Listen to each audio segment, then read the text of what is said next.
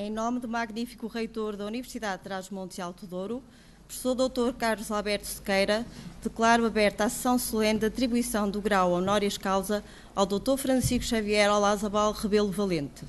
Irá usar a palavra o Sr. Engenheiro Jorge Manuel Moraes Alves Dias, que fará o elogio ao padrinho, professor Dr. Fernando Bianchi de Aguiar.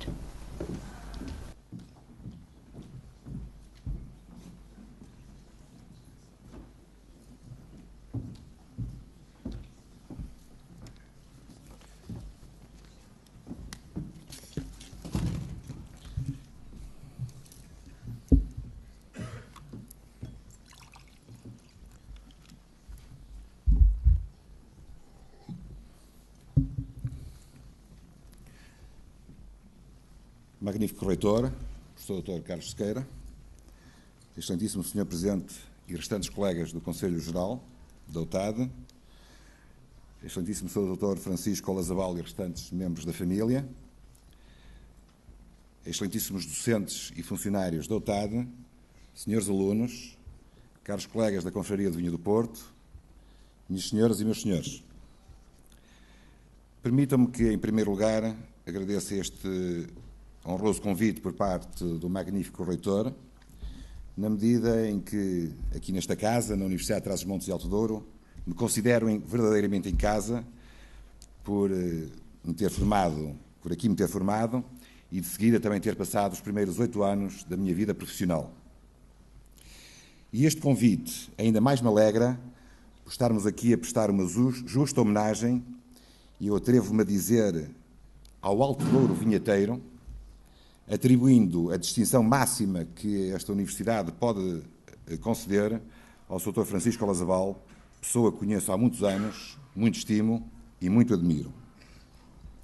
Mas também ao Sr. Professor Fernando Bianchi de Aguiar, que me cumpre nesta cerimónia apresentar, tarefa que, como compreenderão, muito me honra também. Mas também é difícil. E é difícil porque quase que seria desnecessário apresentar ao Sr. Professor Bianchi de Aguiar, de tal forma o seu percurso profissional e a sua ação de cidadania se cruzam com esta casa, com o Douro e com o vinho do Porto. Após ter licenciado em Agronomia, no ramo Agropecuária, pelo Instituto Superior de Agronomia da Universidade Técnica de Lisboa, em 1974, e de uma passagem pelo Centro de Estudos de Economia Agrária da Fundação Calouste Gulbenkian, e depois como assistente da disciplina de Motores e Cultura Mecânica do Instituto Superior de Agronomia, em 1976, rumo à Vila Real, onde assume o lugar de assistente do então Instituto Politécnico de Vila Real. Aqui faz a sua progressão académica, primeiro como Instituto Politécnico de Vila Real, depois como Instituto Universitário de Trás-os-Montes de Alto Douro e mais tarde Universidade de Trás-os-Montes de Alto Douro, sendo naturalmente de destacar ao longo deste seu percurso académico o doutoramento em Engenharia Agrícola em novembro de 1987 sobre a mecanização das vinhas de encosta na região do Mercado do Douro e que constituiu um marco na revolução da mecanização das vinhas no Douro e no início da adoção de boas práticas de sistematização do terreno e de mecanização da cultura. Não sei se ainda consta, Sr. Reitor, do património desta casa, o célebre trator de lagartas Agriful, que sofreu horrores para demonstrar que era possível duplicar a eficiência de campo nas vinhas ao alto, só comparável aos horrores que sofreu a Mini Ima ao tentar encurtar a distância entre a Livração e Vila Real. Em maio de 1990, toma posse como professor associado e em 2005, também na Universidade Técnica de Lisboa, efetua a sua agregação em Engenharia Agronómica. Ao longo deste período, que começou por coincidir com a fundação e instalação do então Instituto Politécnico de Vila Real, foi membro da Comissão Instaladora e do Conselho Administrativo, lugar que abandonou a seu pedido em julho de 1980, tendo participado mais tarde, entre 1991 e 1994, nos órgãos de governo democrático da Universidade, no Senado e na Assembleia, como representante eleito dos doutores da sua área científica. Da sua atividade académica, científica e técnica, não é por demais afirmar o seu indelével contributo para o aprofundamento do conhecimento da mecanização da vinha, para formar centenas de jovens técnicos que contribuíram decisivamente para a criação de uma nova dinâmica no setor vitivinícola nacional, a que assistimos nos últimos 25 anos, e, muito em particular, naturalmente, na região do Mercado do Douro, mas também para a construção permita-se, Sr. Reitor, da nossa escola, a UTAD, e do curso de Enologia, que sempre acarinhou e apadrinhou e que esteve na gênese, de facto, desta revolução no setor vitivinícola que se assistiu nos últimos 25 anos.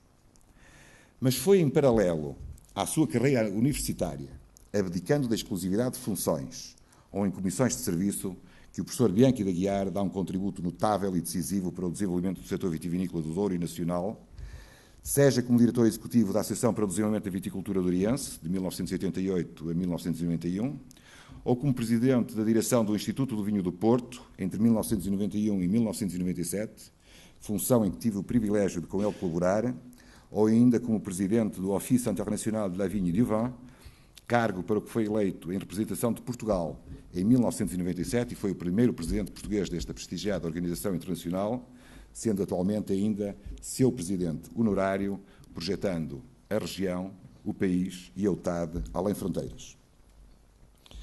Assim como não podemos esquecer o papel que o professor Bianchi de Aguiar desempenhou de 1999 a 2001 na coordenação do processo de candidatura do Alto Douro Vinheteiro a Património Mundial da Unesco e do Plano Intermunicipal de Ordenamento do Território, que lhe esteve associado a convite da Fundação Luso-Espanhola, a Fundação Rei Afonso Henriques. De 2002 a 2004 foi secretário de Estado do Desenvolvimento Rural no 15º Governo Constitucional, tendo em apenas pouco mais de 2 anos conseguido reformar os ansilosados edifícios institucionais do setor vitivinícola nacional e da região de Mercado do Douro. Em 2005, inicia uma nova etapa na sua vida ao efetuar o programa de Direção de Empresas da Escola de Direção e Negócios, a AES, e em 2007, sem sair da sua agronomia de formação e, eu diria também, de coração, é nomeado diretor do Desenvolvimento Agronómico da Unidade de Desenvolvimento de Biocombustíveis da Galp Energia. Ao longo de todo este período, sempre manteve a ligação ao negócio familiar do vinho, neste caso o verde, o que não é pecado nenhum, nem desmerece do seu currículo, Sr. Professor, na Sociedade Agrícola A. Bianchi de Aguiar e Filhos, onde ruma aos fins de semana. Pelo meio, e só para citar algumas das funções, ainda teve tempo para ser vice-presidente da Associação Portuguesa de Horticultura, membro da direção e fundador da revista Douro Estudos e Documentos, que uniu o Instituto, esta Universidade e a Universidade do Porto, membro da Comissão Instaladora do Museu do Douro, presidente do Conselho Científico do Instituto para o Desenvolvimento Agrário da Região Norte, presidente da Associação Interuniversitária Internacional do Vinho e dos Produtos da Vinha, em França, presidente durante 2 mandatos do Conselho Técnico-Científico do Centro de Investigação de Estudos e de Valorização da Viticultura de Montanha, em Aosta, Itália, presidente do Instituto Internacional das Paisagens e Arquiteturas Vitivinícolas, vice-presidente do Instituto Europeu da Conjuntura Vitivinícola e vice-presidente da Assembleia das Regiões Europeias Vitícolas. Participou e apresentou comunicações em mais de 50 congressos, alguns dos quais os organizou, e inúmeras conferências, palestras, ações de divulgações, e todos nós conhecemos bem a sua vocação de pedagogo, e conta ainda com mais de meia centena de publicações entre livros, capítulos de livros, artigos, divulgação, etc. Pela sua ação a favor do vinho e do mundo rural, foi distinguido, entre outras, com a Ordem do Mérito Agrícola da República Francesa, conferida por despacho de 9 de maio de 2000 do Ministro da Agricultura e das Pescas de França, e com a Gran Cruz da Ordem do Mérito, conferida por Sua Excelência o Presidente da República Portuguesa no dia 10 de junho de 2007. Permitam-me que lhes diga apenas mais algumas coisas que não constam do âmbito desta nota biográfica. Conheço o professor Bianchi de Aguiar há cerca de 30 anos, a maior parte dos quais tive o privilégio de trabalhar mais ou menos de perto com ele. Primeiro como seu aluno, depois como colega do Departamento de Fitotecnia e Engenharia Rural, no IVP, no Instituto de Vinho do Porto, na Cepidouro, na candidatura do Alto Douro Vinheteiro a Património Mundial e na Secretaria de Estado do Desenvolvimento Rural. E, professor Bianchi, em boa verdade, acho que continuamos a colaborar sempre que é necessário, como foi recentemente o caso da organização de mais um encontro Douro Duero, que aliás começou aqui nesta casa há mais de uma década atrás, e que o professor Bianchi continua, independentemente do lugar onde esteja, a apoiar anualmente, porque acredita nas virtualidades da cooperação transfronteiriça para o desenvolvimento deste território. Nestes 30 anos, pude apreciar o seu ânimo e a sua tenacidade na intransigente defesa dos valores em que acredita, bem como a sua rara dimensão humana, a sua generosidade e um apurado sentido de justiça, marcas indeléveis que deixou nas pessoas com quem colaborou nas mais diversas instituições ao longo de toda a sua carreira profissional, muitas das quais estarão certamente nesta casa e nesta sala, e esta cerimónia é certamente também a prova disso. É justo, pois, professor Bianchi de Aguiar, que se lhe agradeça tudo quanto fez por esta casa, pelo desenvolvimento do setor vitivinícola, pelo desenvolvimento da região e permita-me, por fim, e em nome pessoal, agradecer-lhe, sobretudo, pela sua amizade. Termino, sem querer abusar do tempo que me foi concedido, tal como comecei, felicitando a Universidade de Trás-os-Montes e Alto Douro pela atribuição da distinção máxima que a UTAD pode conceder ao Sr. Dr. Francisco Olazabal, e nele simbolizando todo o Alto Douro vinheteiro, bem como pelo convite ao Sr. Professor Bianchi de Aguiar. O currículo no setor vitivinícola, da vinha ao edifício legislativo, nas mais diversas instituições nacionais e internacionais, demonstra a justeza na escolha do professor Bianchi de Aguiar para apadrinhar este ato e enaltecer o mérito do homenageado. Muito obrigado.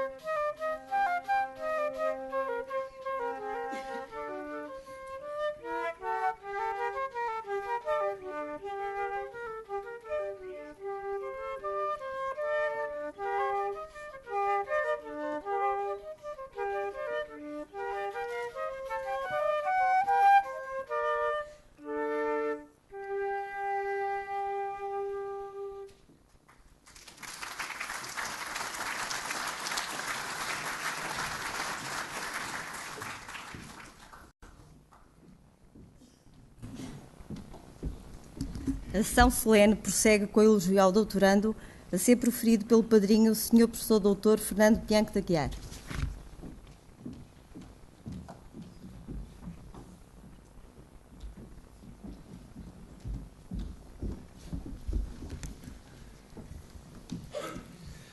Magnífico Reitor da Universidade de Trás-os-Montes e Alto Douro, Professor Dr. Carlos Sequeira, Excelentíssimo Sr. Presidente do Conselho Geral, Embaixador Francisco Seixas da Costa, Excelentíssimos Srs. Professores Ana Maria Nazaré Pereira e António Nazaré Pereira, professores decanos de doutorado e testemunhos deste ato, Excelentíssimo Dr. Francisco Lazabal, Excelentíssimos membros da família, Engenheiro Jorge Dias, caros colegas, minhas senhoras e meus senhores.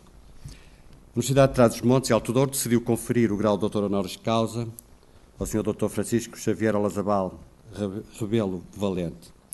Cabe, por convite do magnífico reitor, que muito me lisonjeou, demonstrar publicamente a justeza e a oportunidade desta iniciativa. O facto de ter dedicado uma boa parte da minha vida profissional à região de Marcada do Douro e ter privado a título profissional e pessoal com o doutorando, permite-me ter uma visão precisa sobre o mérito e a reputação do seu percurso profissional e o impacto que teve na região de Marcada do Douro, facetas que procurarei realçar. Francisco Lazabal é licenciado em Economia pela Faculdade de Economia da Universidade do Porto e viveu já uma longa e frutuosa carreira profissional marcada profundamente pela sua ascendência.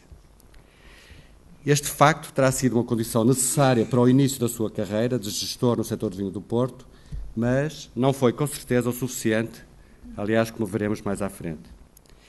Inicia-se aos 28 anos como adjunto da administração da A. Ferreira S.A. e administrador delegado na Sociedade de Vinhos do Porto Constantino.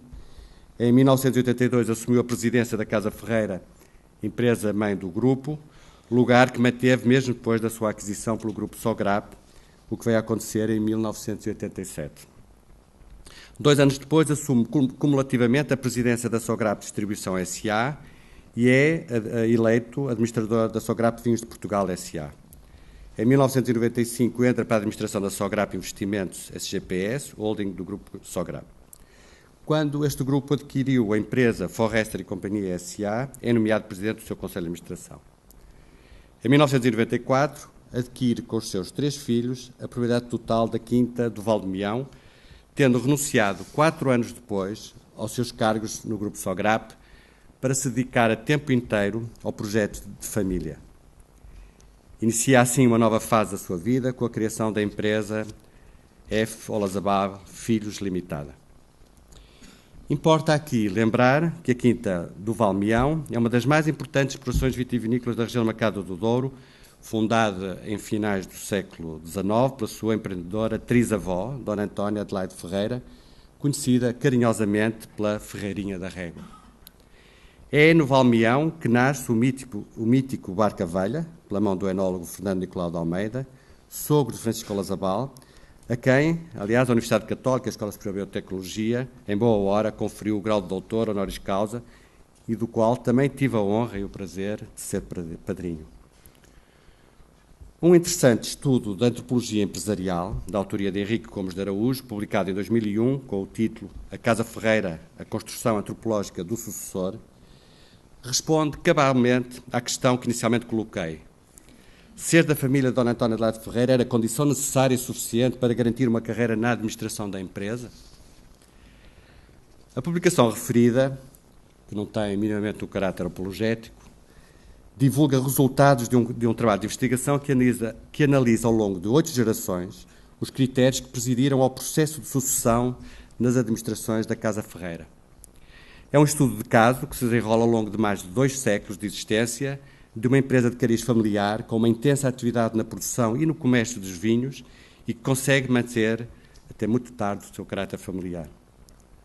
O autor, ao abordar o mandato de Francisco Lazabal na administração da empresa A. Ferreira, atribui uma qualificação muito elucidativa ao seu perfil de administrador, uma inegável capacidade de realização. Esta expressão sintetiza bem a imagem que a família e os colaboradores da empresa tinham dos 16 anos, aliás, de administração do doutorando, quando ascendeu naturalmente, por morte do seu pai, a presidente.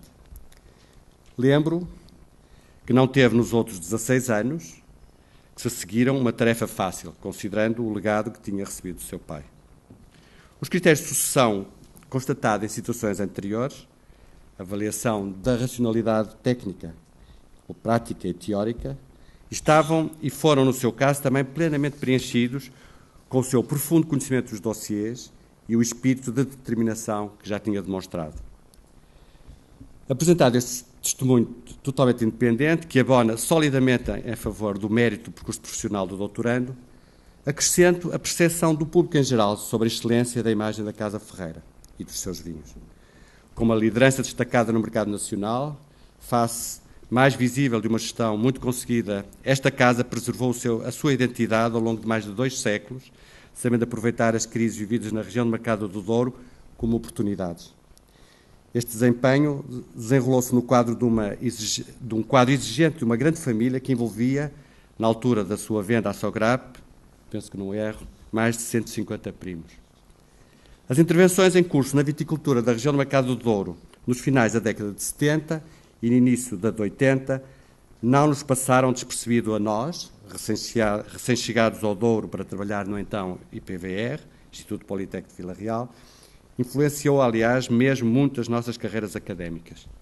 Associo a esta percepção os colegas da viticultura, o colega Nuno Magalhães e, mais tarde, o colega Jorge Dias, a dinâmica imposta pela Casa Ferreira, com as aquisições das Quintas do Douro, caso do Quinta do Porto, do Seixo, da Leda, de Caíde, a que se seguiram enormes e arrojados investimentos de reconversão na viticultura, demonstrou uma grande abertura a novas técnicas de implantação da vinha. Destaco a utilização da totalmente nova vinha ao alto, uma tecnologia na altura ainda muito pouco amadurecida, os patamares, embora os patamares era a solução do regime, como bem se lembra. Aprendemos muito com o acompanhamento destes projetos, tendo-nos sido permitido montar até ensaios muito úteis para os nossos trabalhos de investigação e desenvolvimento experimental. Esta estratégia de retomar uma presença forte na produção é iniciada por Dom Jaime, pai de Francisco Olazabal, na década de 50, e é um regresso às origens, uma vez que a identidade das Casas Ferreira, em meados do século XIX, estava muito associada ao facto de manter em paralelo a atividade agrícola e comercial, o que explica, em grande parte, o seu sucesso e perenidade. Para mim e para os meus colegas, a face mais visível deste grande investida no Douro foi o saudoso engenheiro Jorge Ferreira, membro da administração da A. Ferreira S.A., presidida por Francisco Olazabal. É imperioso fazer referência a uma outra figura determinante deste movimento de modernização, o também saudoso Sr. José Ramos Pinto Rosas, que conduziu na Casa Ramos Pinto um processo idêntico de renovação, com expansão da produção própria, introdução de novas tecnologias de produção, com o exemplo pioneiro dos patamares também e da vinha ao alto, na Quinta do Bom Retiro.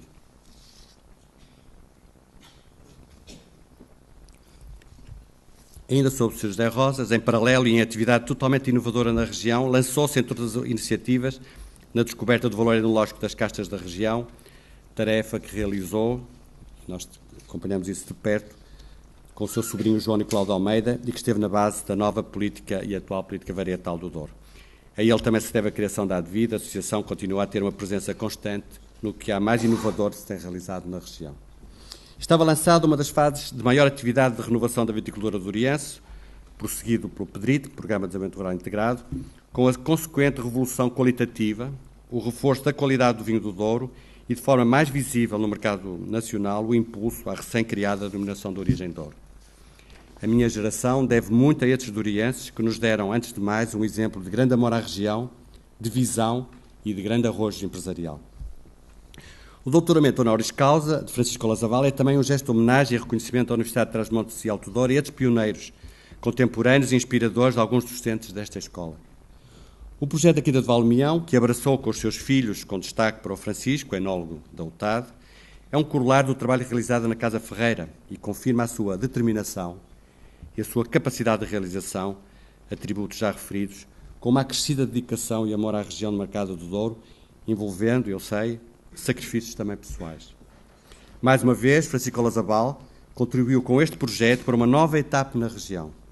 A fixação de jovens técnicos dedicados e competentes como um importante fator de renovação e de vitalidade. Com eles surgem projetos de grande qualidade que contribuem para uma nova imagem da região do Mercado do Douro e sobre eles repousa muita esperança na reorganização dos produtores num momento de grande desalento vivido atualmente na região. Estou a pensar, nomeadamente, no grupo formado por si próprio e pelo seu filho Francisco e meritório sucessor, com o Dirk Knipor, os filhos do Jorge Roqueto, Tomás e o Miguel da Quinta do Crasto, o Francisco Ferreira, o Jorge Ferreira Álvares Ribeiro, da Quinta do Valado, e o Cristiano Vanzeler, que em boa hora criaram um grupo informal de produtores, o Douro Boys, trazendo uma nova dinâmica aos vinhos do Douro, ora irreverente, ora formal. Aliás, com os seus 73 anos, não o impedem de literalmente saltar ao lado dos restantes Douro Boys, afirmando ao mais alto nível os vinhos do Mião e, consequentemente, os vinhos do Douro, colocando-os em patamares de notoriedade até inimagináveis junto dos mais importantes críticos mundiais dos vinhos. Estou-me a referir, devem-se lembrar, a uma fotografia que utilizam como imagem de marca, em que os mais jovens adiantaram-se na altura, mas seja como for, Francisco Olazabal não lhes ficou atrás. A boa reputação de Francisco Olazabal também se construiu pelas ações de serviço e instituições do setor vitivinícola. Desempenhou cargos em associações e organismos tais como a primeira direção da Associação de Exportadores de Vinho do Porto, a AEVP, a associação que sucedeu ao Grêmio de Exportadores de Vinho do Porto, que foi extinta em 74, e mais tarde presidente do seu Conselho Fiscal durante 10 anos. Em 91 volta a fazer parte da direção dessa associação e em 93 assume a sua presidência, que exerceu até 94. As nossas vidas cruzaram-se nesta fase, altura em que fui presidente da direção do Instituto de Vinho do Porto. Nós estivemos sempre em total acordo, mas a cortesia e a boa educação permitiram-nos sempre manter um bom relacionamento e, principalmente, o diálogo necessário para obter consensos necessários para a importante reforma institucional que na altura se iniciou. Na sequência desse processo e em representação do comércio, integra o Conselho Geral da Comissão Interprofissional da Região do Mercado do Douro, a CIRD, entre 95 e 99. Em 2001 foi eleito chanceler da Confraria do Vinho do Porto, cargo que exerceu com muito brio até 2009, tendo contribuído também para um processo de rejuvenescimento desta organização. Por fim, uma referência à colaboração dedicada e eficaz que prestou à Comissão Executiva das Comemorações de 250 anos. Parece-me em confidência, mas eu cruzei-me com algumas iniciativas e devo dizer que os comentários que me faziam sempre foi fazendo alusão à dedicação e à presença em todas as reuniões e todas as decisões importantes que foram tomadas. Magnífico reitor.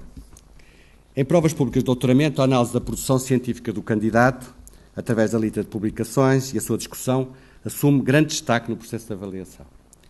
Os artigos da Conrefri são hoje uma das métricas mais relevantes nesta avaliação. Neste doutoramento, se está de acordo, não vou fugir a esta regra. No currículo de Francisco Olazabal, os artigos ou referências assumem uma forma particular. São líquidos, resguardados em garrafas, cuidadosamente fechadas com um vedante de cortiça, decoradas com uma roupagem muito cuidada e de bom gosto e muitas vezes embaladas em caixas de madeira.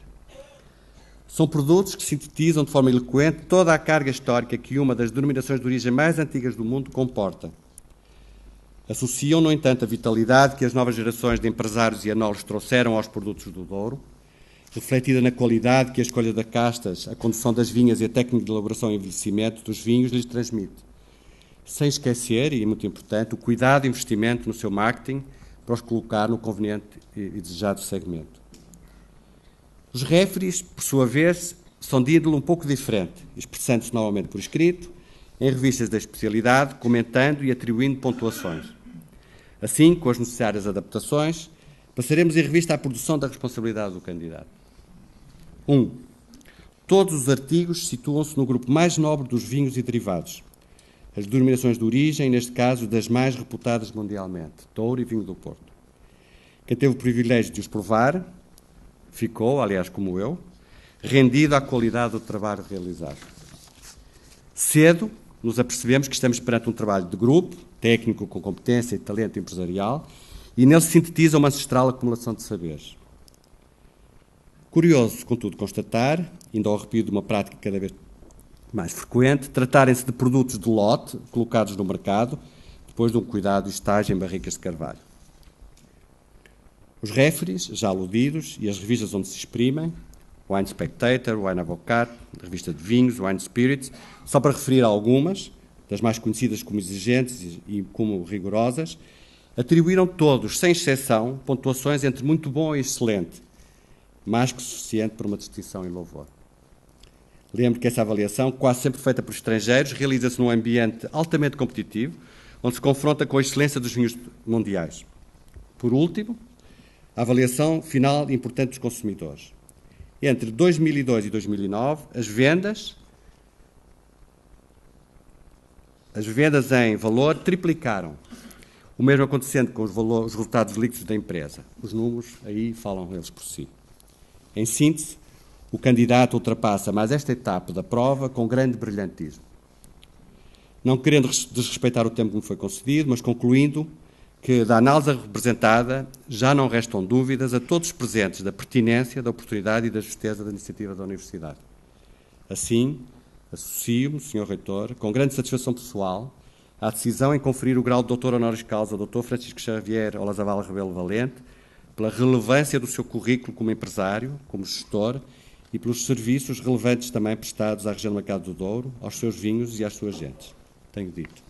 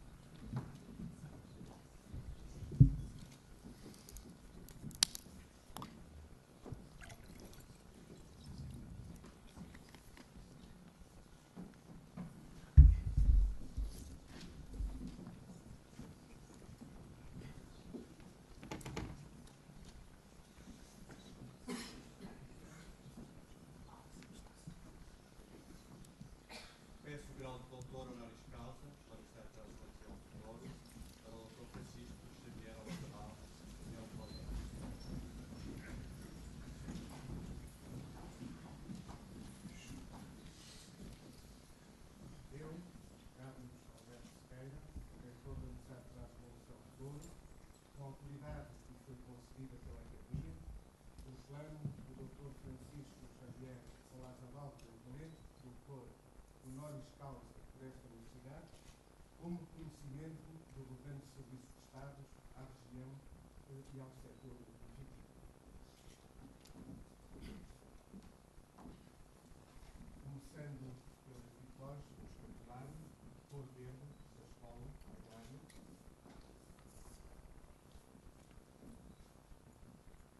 medalha com a divisa Ciência Labore Omnia Adicere, pela ciência e trabalho que se consegue. Também no escudo duas lâmpadas de ciência, por serem duas, a teórica e a prática, e a enxada que representa a investigação. Também no escudo, o leão, símbolo de poder, talvez a chave, isto é especulação minha, um livro de conhecimento, talvez a chave de poder de conhecimento.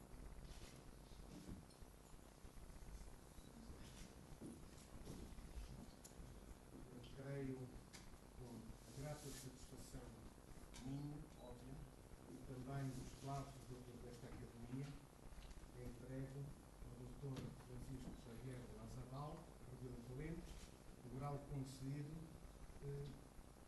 por aprovação do Conselho Académico da Universidade de Trás-os-Montes de Douro, no dia 3 de dezembro de 2010.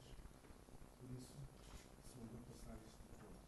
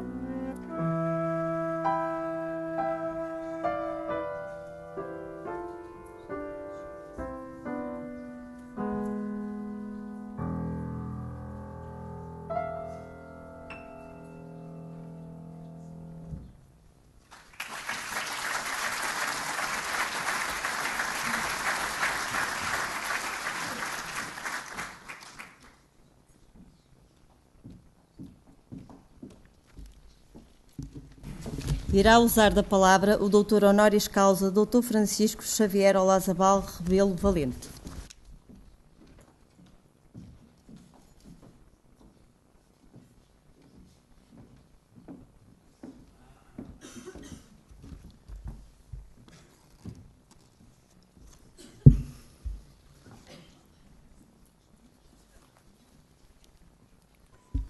Magnífico Reitor da Universidade de Trás-os-Montes e Alto Douro, excelentíssimo Sr. Presidente do Conselho Geral da UTAD, Embaixador Seixas da Costa, excelentíssimo Sr. Professor Fernando Bianchi de Aguiar, excelentíssimo Sr. Engenheiro Jorge Dias, excelentíssimos Srs. Doutores Ana Maria Nazaré Pereira e António Nazaré Pereira, excelentíssimo Sr. Governador Civil de Vila Real, excelentíssimo Sr. Reitor Honorário da UTAD, excelentíssimos membros do Conselho Geral, excelentíssimos senhores presidentes das escolas da UTAD, excelentíssimos senhores representantes das universidades portuguesas, excelentíssimos senhores professores, doutores da UTAD que me acolheram neste Conselho Científico, digníssimas autoridades civis, militares e religiosas, meus caras amigas e caros amigos, alguns que vieram de bem longe, o que muito me sensibiliza, minhas senhoras e meus senhores. Eu, obviamente, tenho que começar por agradecer esta honra que me é concedida e que muito me surpreendeu.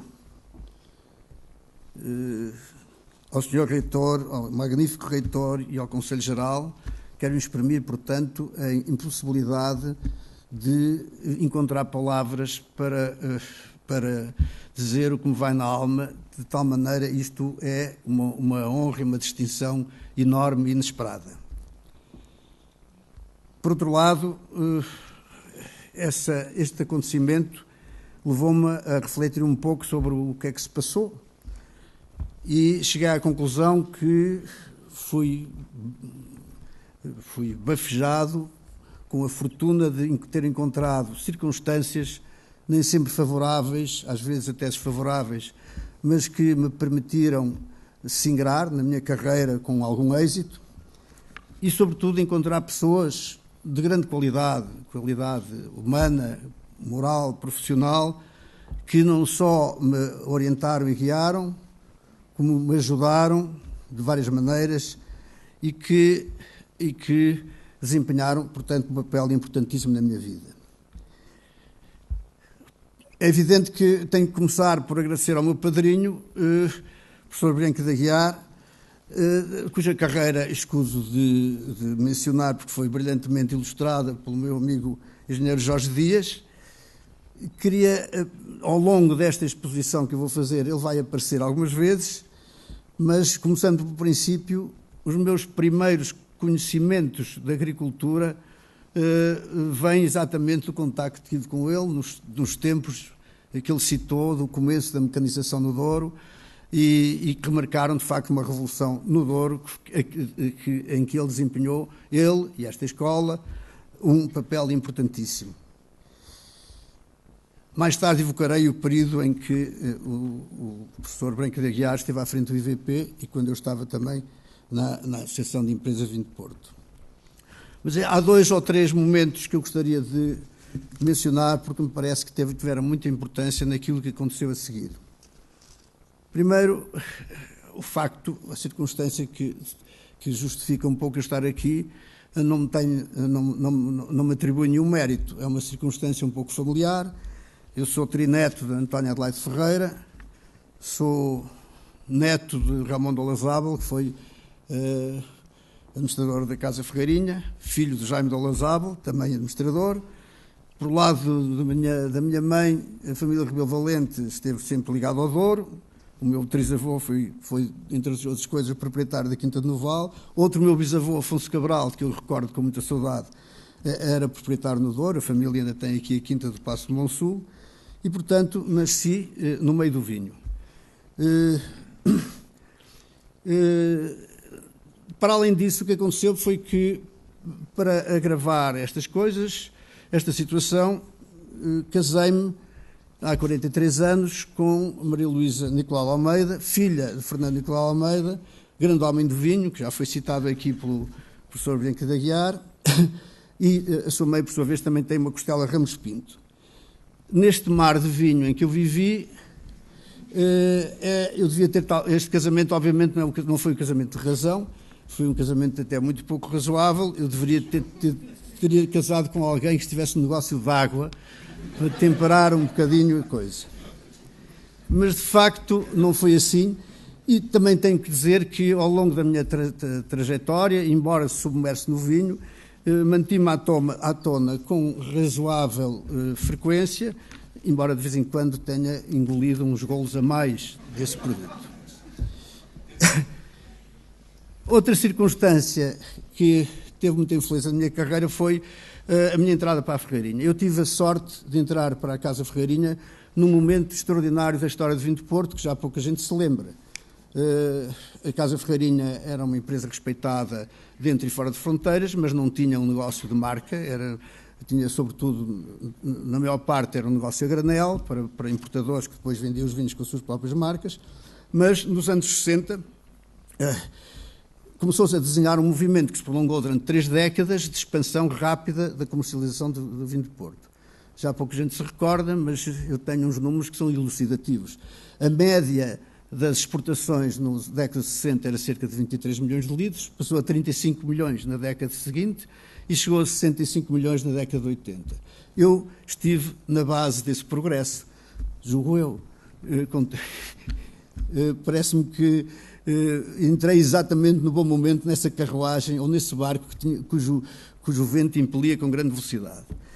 E tive o privilégio de trabalhar com o meu pai, que foi um homem que se apercebeu da mudança que estava a ocorrer no setor e que orientou toda a sua vida no sentido de transformar o negócio de granel, o negócio diferenciado, no negócio de marca. Filo com grande sucesso. A Ferreirinha conseguiu, de facto, uma posição na exportação com a sua marca em pouco tempo notável e foi até a primeira empresa de Gaia que eliminou totalmente as exportações a granel, que mais tarde vieram a ser proibidas graças à intervenção do professor Fernando Branco de Aguiar, bastante mais tarde e, felizmente, graças aos seus esforços. Também no mercado interno ocorreu um fenómeno semelhante. O vinho de Porto era um vinho de cerimónia, ainda é um pouco, um vinho que só se vendia no Natal. Mas havia 3 fatores que iam alterar profundamente isso. Um deles foi a melhoria do poder de compra da população portuguesa, o outro foi o começo da atividade turística em Portugal. Obviamente os turistas vinham procurar aquilo que era o produto mais famoso de Portugal e, finalmente, também muito importante, o começo do regresso dos imigrantes para férias, que já tinham estabilizado a sua situação, sobretudo em França e na Alemanha, e que, obviamente, compravam vinho de Porto para levar para as suas terras de imigração. Foi preciso criar uma estrutura nova de distribuição, criar uma gama de produtos, quer idêntica no país e nos mercados de exportação, criar produtos de muito boa qualidade, e para isso tínhamos um trunfo fundamental, que foi o meu sogro, que foi um grande homem do vinho, e, finalmente, começar a comunicar em relação ao produto, coisa que não se fazia.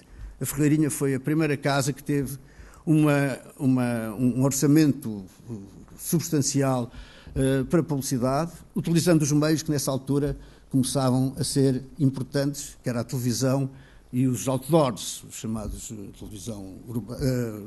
mobiliário urbano.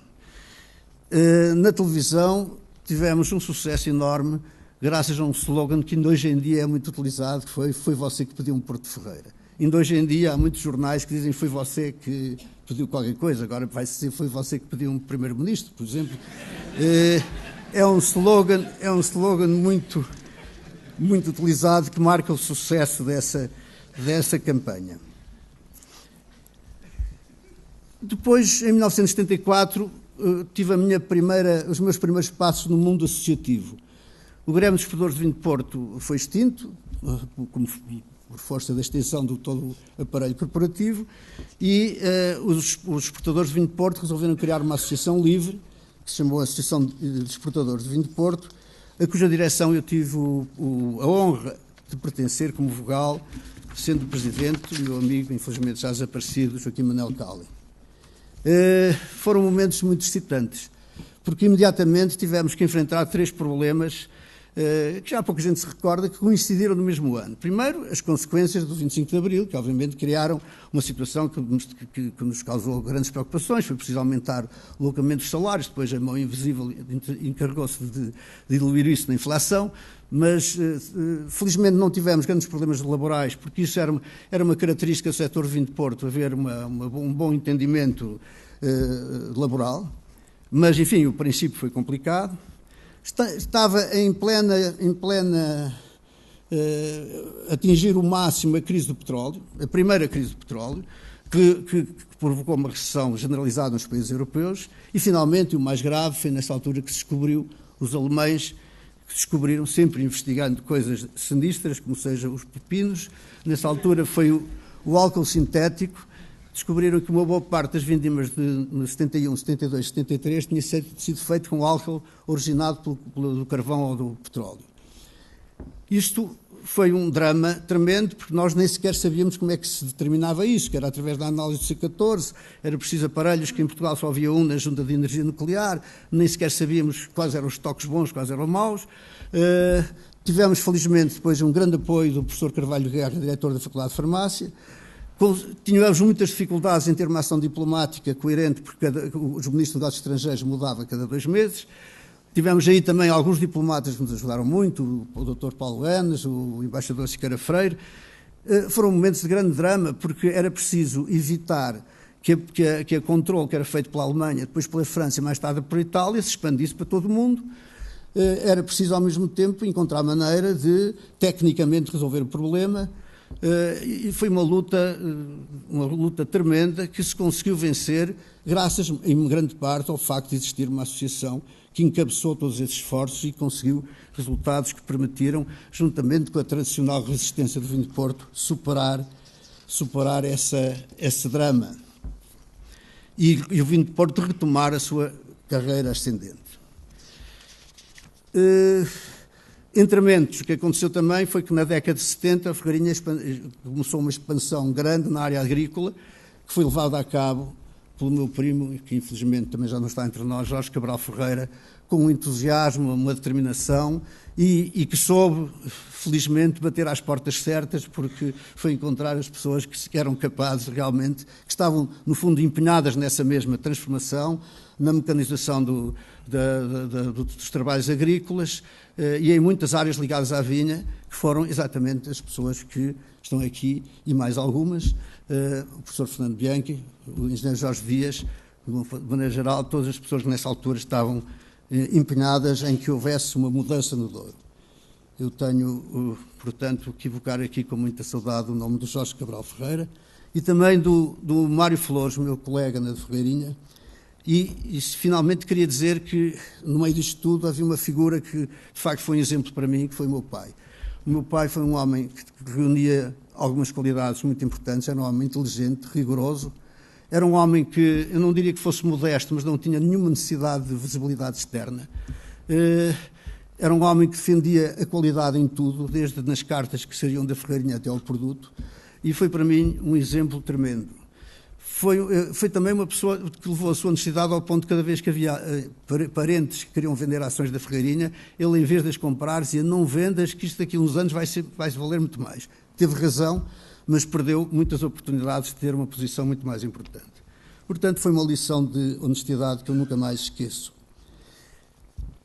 Entretanto, aconteceu em 1987 que a Ferreirinha começou a ser, os acionistas da Ferreirinha começaram a ser assediados por multinacionais que queriam alargar a sua área de influência no Porto. A empresa é uma empresa tentadora, uma empresa que estava em boa situação financeira, económica, tinha mercados onde tinha uma posição importante, o mercado nacional, uma posição importante em França, e nessa altura eu beneficiei grandemente de ter tido o privilégio de conseguir convencer o meu amigo Artur Santos Silva, que felizmente está aqui, eu agradeço-lhe muito ter vindo, porque com certeza que o país está a sofrer da sua ausência noutras matérias, e que começou então a ser aquilo que ainda é hoje em dia, que é uma espécie de anjo da guarda, ao qual eu recorro frequentemente e que sempre com uma abertura muito grande, e com uma grande competência e clarividência da sua parte.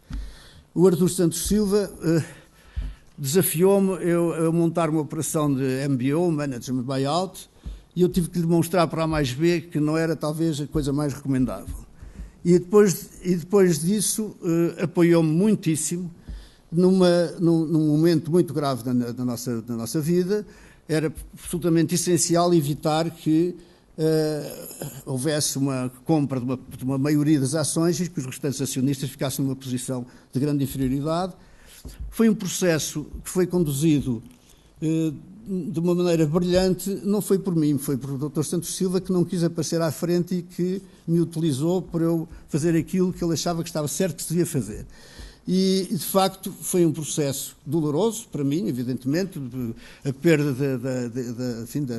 do controle da Ferreirinha por uma família que lá estava há oito gerações. É evidente que é sempre uma coisa dolorosa, mas que acabou de uma forma mais feliz possível, porque a oferta mais alta veio da Sograp, empresa que eu conhecia, respeitava, cujos proprietários eu também conheço e respeito muito, e que tinha também um caráter familiar, o que era, com certeza, uma evolução agradável.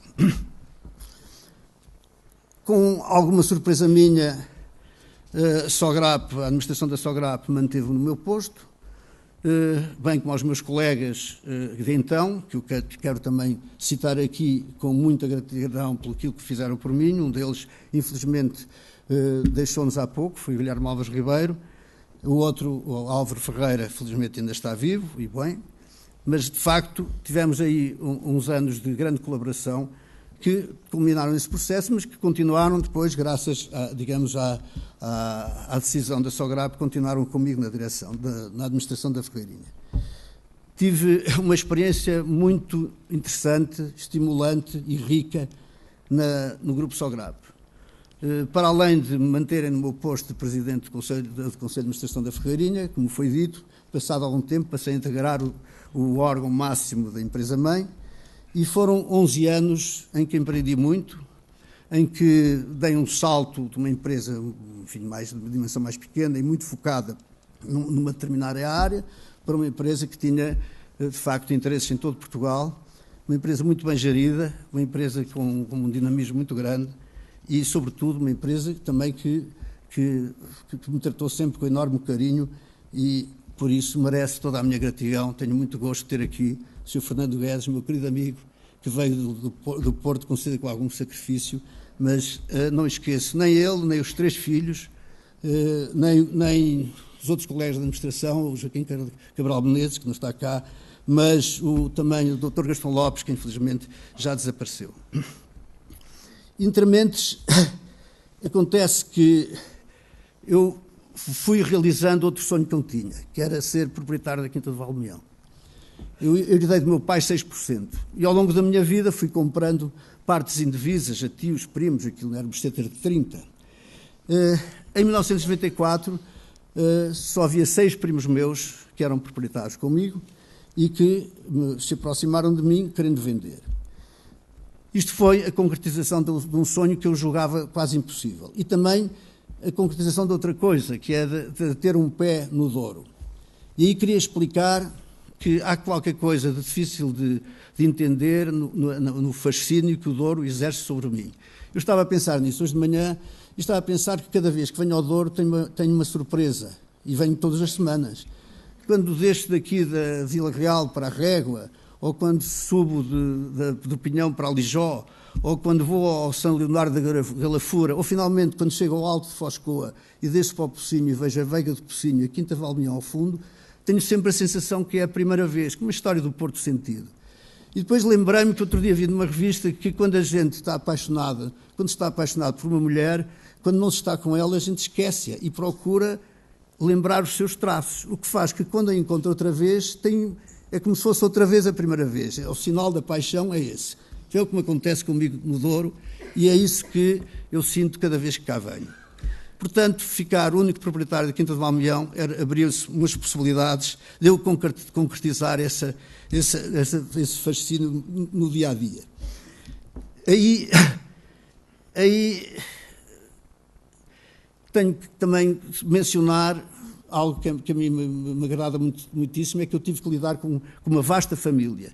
E as 2 operações de vulto que eu fiz com a família, que foi a venda da Ferreirinha, que envolveu 140 membros da família, e a compra de Valmião, passaram-se a ter tido um atrito, nenhuma desavença com nenhum primo, tio, com o que quer que seja. Isto diz muito, não da minha qualidade, mas da qualidade da minha família. Estou muito grato por isso.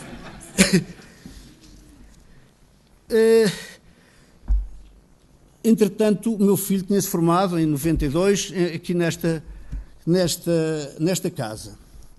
E se eu me sinto extremamente grato pela honra que me é dado, peço desculpa, mas ainda tenho uma gratidão maior, que é ter influído definitivamente no meu destino através do meu filho. Foi aqui que o meu filho estudou, foi aqui que o meu filho aprendeu aquilo que depois pôs em prática, foi aqui que ele se habituou a viver no Douro, coisa importantíssima, porque esta terra, infelizmente, viveu a crise da imigração maciça para outras partes do mundo, e é com muito gosto que eu vejo que há um refluxo. Foi aquilo que ele conheceu a sua mulher, foi aqui que ele se habituou a viver no interior, e tudo o que se passou a seguir na minha vida resulta da existência do Estado. A minha gratidão é, por isso, enorme. Em 94, como disse, fiquei o único dono de Quinta de Valmião, e aí começou um problema que eu arrastei durante alguns anos, que era, obviamente, que Quinta de Valmião vendia uvas à Casa Ferreirinha, que fazia alguns dos melhores vinhos portugueses, e eu quero dizer que há muito espaço no mundo dos vinhos, e que, felizmente, ainda ontem bebi Barca Velha 2000, graças à oferta do Dr. Santos Silva, desde ontem, e já não tenho uvas da minha quinta, mas não se nota nada. De maneira que felizmente eu encarei o problema, o que fazer. O meu filho dizia-me: pai, tenho os ingredientes do sucesso, tenho uma quinta que tem uvas de boa qualidade, como a adega, que é muito bonita e ainda é um símbolo daquilo que era o Douro do século XIX, mas está em muito bom estado. Tenho umas boas instalações e tenho um filho enólogo que já começou a dar provas, porque ele estava a trabalhar em Roriz, no Valado, com grande sucesso. A única coisa que me impedia de tomar uma decisão de abandonar a Sograp é que me sentia muito aconchegado naquela empresa, e era, portanto, um pouco doloroso para mim ir-me embora. E era incompatível, evidentemente, fazer as 2 coisas. Nem sequer sugeri isso ao Sr. Fernando Guedes, acumular assim, um part-time na Quinta de Valmião, porque ele mandava-me dar uma curva e tinha toda a razão. De maneira que demorei 4 anos a assumir que tinha que tomar essa decisão antes de ser demasiado velho, ia fazer 60 anos.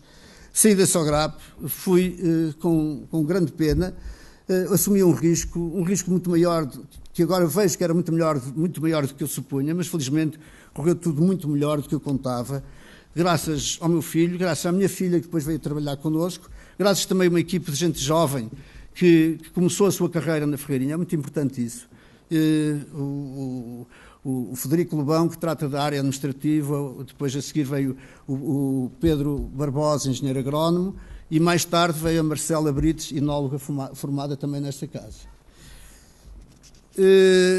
Entre mentes, eu tive também outros grandes apoios do Estado, porque, para além daquilo que eu já citei, o professor Nuno Magalhães instalou, que está aqui presente, e eu agradeço muito também a sua presença, instalou um campo de colonos que ainda existe, de Touriga Nacional, casta que é a espinha dorsal dos meus vinhos, e que eu devo, cuja existência na Quinta de Valmião, devo a outra pessoa que eu queria homenagear aqui, que foi o tio da minha mulher, José António Rosas. Já agora não me resisto a contar esta história, que tem algum interesse. Em 1975, quando o país vivia o seu verão quente, fui expropriado de uma vinha à beira do rio que quase que não produzia vinho, porque era plantada no calhau, vinham as cheias, arrancavam os arames, os esteios. A vinha era um desastre. Era uma ideia que o meu avô tinha tido, mas que não foi uma brilhante ideia. A vinha praticamente não produzia. Mas foi avaliada pela EDP, não houve qualquer espécie de corrupção, nada, posso garantir, mas o avaliador, não sei se enganou, atribuiu um valor à vinha que me deu para plantar 22 hectares. Isto era o país no seu melhor, porque entre mentes, noutras partes, digamos que as propriedades grandes eram assaltadas. O meu assalto foi diferente, e eu consegui com isso plantar 22 hectares. Nessa altura sabia-se pouco de que enxertar. Mas quem tinha começado a fazer por sua conta e risco alguns ensaios de microvinificação era o Zé António Rosas. E eu fui ter com ele e disse: tenho este problema. Pela primeira vez, havia muitos proprietários da quinta, ninguém queria pôr lá dinheiro, pela primeira vez eu tenho dinheiro para investir na quinta. O que é que casta é que eu devo utilizar? E ele disse-me assim: olha, eu não te quero meter em sarilhos. Eu lembro perfeitamente disto. Se queres, o que é que tu queres? Disse: eu quero fazer uma coisa que tenha qualidade. A primeira coisa é que tenha originalidade. E disse: então, se queres tomar esse risco, enxerta a Touriga Nacional. Não existia um pé de Touriga Nacional, suponho eu, no Mião nessa altura. Eu fiz 22 hectares de Touriga Nacional e isso é a razão principal. Há outras, evidentemente, de ordem humana, mas é a espinha dorsal dos meus vinhos. Devo isso ao Zé António Rosas, à sua clarividência e a ele ter começado a fazer uma coisa que tem que se continuar a fazer. Isto é um apelo que eu faço também, é que se continue o estudo das cartas portuguesas, suponho que isto está na agenda de todos os institutos que se dedicam à investigação. Mas, eu voltando ao TAD, para além do campo de colonos, tivemos ensaios de rega, uma operação que tem sido liderada pelo professor Manuel Teles de Oliveira e que deu origem ao doutoramento do Tiago Alves de Sousa. E atualmente estamos a fazer também com o professor Manuel de Oliveira e com alunos aqui da UTAD ensaios de ensombramento para evitar os efeitos da radiação na vinha. Aliás, que os primeiros resultados vão ser apresentados numa comunicação ao Congresso da OIV. Depois queria voltar outra vez à área associativa, porque há aqui duas coisas que eu gostava de mencionar. Primeiro, a confraria. A Confraria de Vinho de Porto tem uma história engraçada. Foi uma instituição que não pôde existir antes de 25 de Abril, porque havia problemas burocráticos, o Governo Civil não aprovava o nome de confraria, porque só se podia aplicar a associações de caráter religioso. Portanto, isso foi atrasando, mas houve um grupo de pessoas, nomeadamente o meu sogro, o Robin Reed e o Manuel Pintão, que lutaram muito pela criação da confraria e assim o fizeram, em 82.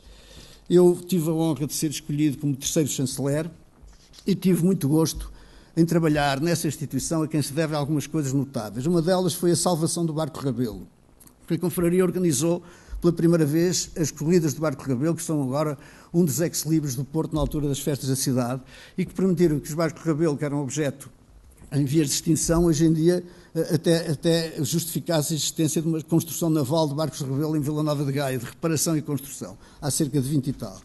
Depois a confraria orientou-se muito no sentido de dar visibilidade ao vinho de Porto através da atração sobre pessoas importantes, nomeadamente chefes de Estado e chefes de Governo, para serem nomeados como seus membros honorários. Temos nesse momento perto de 43, suponho eu.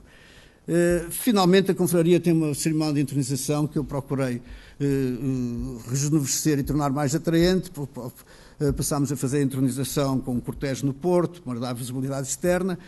Foi uma ação que eu tive muito gosto em ter e também tive muito gosto em ser substituído por gente mais nova, porque me parece que aquilo não tem que ser uma instituição geriátrica. E há um pouco de tendência da confraria ser governada pelos velhos, porque são aqueles que têm mais disponibilidade, e isso é perigoso, porque eu acho que as pessoas têm que ter o bom senso de retirarem-se antes de ficarem caquéticas, e por isso foi com muita alegria que vi o Jorge Sandman chefiar a nova chancelaria e com novos elementos, como o David Guimarães e o Jorge Rosas, filho do Zé António, que asseguram outro dinamismo à instituição. Finalmente, eu regressei à Associação de Empresas de Vinho de Porto em 1991, exatamente no ano em que o professor Benque de Aguiar aceitou ser nomeado diretor do Instituto de Vinho de Porto. Foram anos de grande complicação. Lembro-me que foi nessa altura que a Companhia Velha vendeu, ou melhor, a Casa de Douro comprou 40% do capital da Companhia Velha, e foi um ano depois, foi então que se descobriu que a Casa de Douro, que tinha por missão de distribuir benefício, tinha criado ilegalmente cerca de, pelo menos, 50 mil pipas de vinho, para além daquilo que tinha sido autorizado. Estes acontecimentos vieram ilustrar algo que, de facto, era bastante evidente. É que a Casa de Douro foi a única instituição que não viu as suas funções e competências alteradas depois da Revolução de 25 de Abril. E acumulou, portanto, 4 funções que eram obviamente incompatíveis. Era a Associação de Defesa dos Interesses da Lavoura do Oriense, era a instituição de regulamentação e disciplina, controle, fiscalização da atividade da produção, era o organismo que intervinha no mercado e comprava vinhos com vista a um estoque de regularização e, finalmente, era acionista de uma empresa exportadora de vinho de Porto. É evidente que isto tinha que dar mau resultado, como veio a dar. E foi, digamos, essa situação que levou a um movimento que culminou, graças também ao professor Branco de Aguiar, à criação do Conselho da CIR, do Conselho Interprofissional da Região do Mercado do Douro, para quem se transferiram a maior parte das funções mais importantes da Casa do Douro. Eu lembro, nessa altura, o professor Branco de Aguiar disse, é certo que nem sempre estivemos de acordo, felizmente, e eu agora tenho que fazer um meia-culpa sobre um ponto específico, é que ele defendia nessa altura que o Conselho Interprofissional da Região do Mercado do Douro devia ser um órgão do Instituto. Eu achava que politicamente era difícil de conseguir e suponho que nessa altura tinha razão. Mas o facto é que o professor Branco de Aguiar teve razão antes de tempo, porque agora, há uns 4 ou 5 anos, a nova legislação que saiu, de facto, integrou o Conselho Interprofissional na Casa do Douro, portanto, mostrou mais uma vez ser um homem clarividente. Eu aqui, neste momento, eu queria pedir autorização a esta ilustre Assembleia que me permitisse dar uma visão sobre um problema do vinho do Porto e do Douro que me parece que tem que ser encarado e que é grave. Nos últimos 10 anos, a comercialização de vinho de Porto tem baixado praticamente continuamente. Não de uma maneira dramática, mas houve um pequeno sobressalto no passado, uma inflexão, mas este ano, pelo que eu sei, voltou a tendência de queda bastante acentuada. E, simultaneamente, existe uma deterioração clara dos preços médios de venda. A preços constantes estamos com uma baixa de 22% em relação há 10 anos atrás. Estamos a vender menos e pior. E esta situação, que é uma situação extremamente preocupante, resulta, quanto a mim, basicamente de não existir uma voz que defenda, represente e agregue os interesses do Douro. De facto, a Casa do Douro está, como se sabe, num processo de paralisia total. A única coisa que a preocupa é resolver um problema financeiro praticamente insolúvel e que resulta de uma gestão catastrófica e, portanto, não tem feito rigorosamente nada pela Lavoura do Oriente. Nem poderá fazer com o esquema que existe atualmente, porque a Casa do Douro é uma organização de inscrição obrigatória. Todos os viticultores do Douro têm que estar inscritos na Casa do Douro, senão não podem exercer a sua atividade. Por outro lado, também, teoricamente, é preciso pagar cotas. Essas duas situações fazem que a iniciativa que possa existir de criar associações representativas dos interesses do Douro estão mortas à nascença por existir essa barreira. Ora, parece-me que é fundamental encontrar uma solução para isto. E a solução passa por 2 coisas, passa obviamente por alteração do regime de inscrição obrigatória e passa também por a vontade das pessoas do Douro se organizarem de maneira a defender os seus interesses. E eu queria aqui acentuar interesses que não são já dicotomicamente o comércio de um lado e a produção do outro, porque, entretanto, o que aconteceu é que, para dar um exemplo, as Casas de Gaia e os seus acionistas, em 1974, detinham 4% da área do Douro, da vinha do Douro, hoje em dia têm cerca de 20%. Portanto, os comerciantes são produtores. Por outro lado, é o meu caso, muitas quintas organizaram-se de maneira a integrar verticalmente a sua atividade e são produtores de vinhos. Portanto, há produtores que são comerciantes. Portanto, isto tudo combinado com outro aspecto, é que o Douro ainda é uma região de minifúndio, há movimento cooperativo que passa por dificuldades, difícil de explicar, mas passa, mas que representa o minifúndio, que é uma base de estabilidade que também tem que ser acautelada e tem que defender os seus interesses. Mas desta maneira monolítica e com a instituição que existe, é que não vamos lá. E o que se passa é muito simples, é que o Douro aceita qualquer preço. E a Associação de Empresas de Vinho de Porto, instituição onde eu tive muito honra de trabalhar e que tem sido dirigida por pessoas capazes e também por uma pessoa que está aqui nesta sala, a quem eu rendo a minha homenagem, a minha grande amizade, que é uma pessoa altamente capaz, altamente dedicada, muito inteligente e com um grande sentido de humor, que é a doutora Isabel Marrana.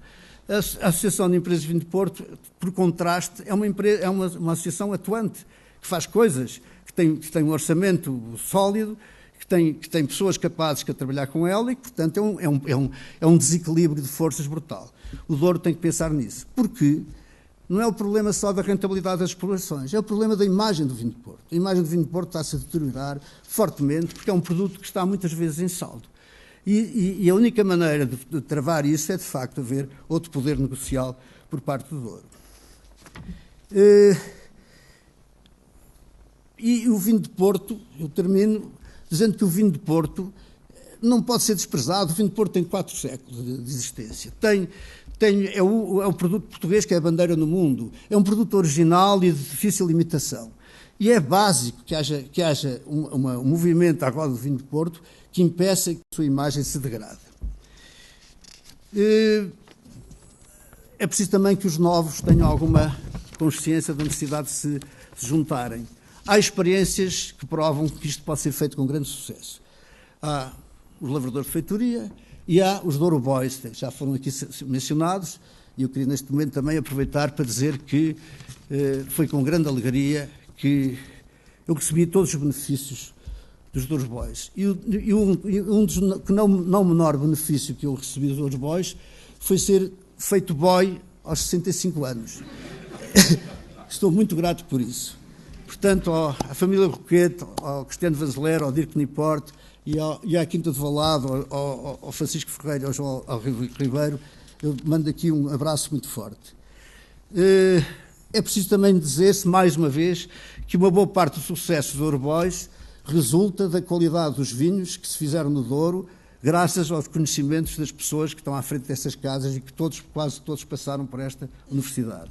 Portanto, é este o caminho que eu julgo que tem que ser seguido, cada vez fazendo mais e melhor.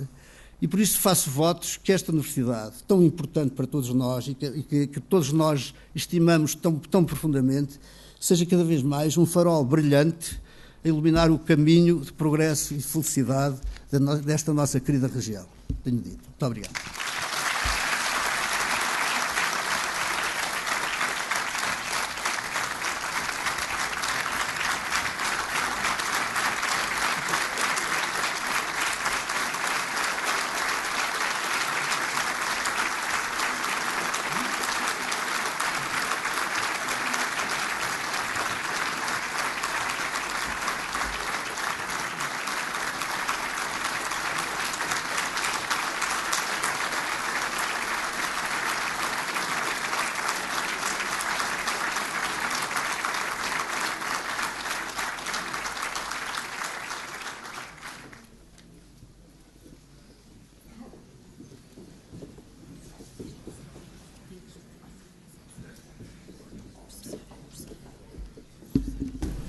Iremos agora proceder à assinatura da ata de concessão do grau de doutor honoris causa, que será assinada pelo magnífico reitor, por mim, Cristina Maria Lacerda Batista, que fez a vez de cancelário, e pelas testemunhas professores decanos da Universidade, professora doutora Ana Maria de Beja Neves Nazaré Pereira e professor doutor António da Silva Pinto de Nazaré Pereira.